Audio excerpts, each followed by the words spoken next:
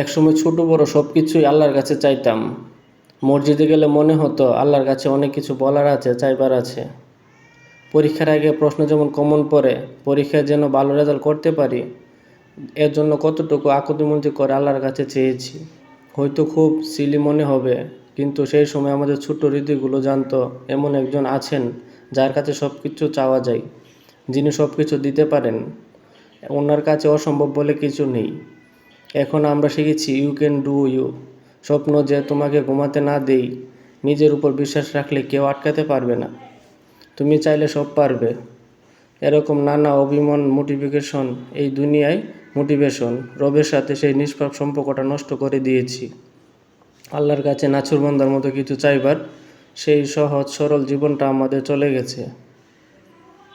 অতি অসাধারণ কিছু চাইতে গেলেও যে চোখের পানি চলে আসতো সারাদিন আল্লাহর নাফরমানিতে কাটিয়ে, সেই চোখ আজ মরুভূমিতে পরিণত হয়েছে। কাঁদলেও চোখে পানি আসে না। কি এক জিল্লাতির জীবন, যে মোটিভেশন স্পিচ মহান রবের সাথে সম্পর্ক ছিন্ন করে, অবিমন জীবনের দিকে ধাবিত করে। সেটা আসলে সফলতা মোটিভেশন স্পিচ নয়, সেটা ধ্বংসের।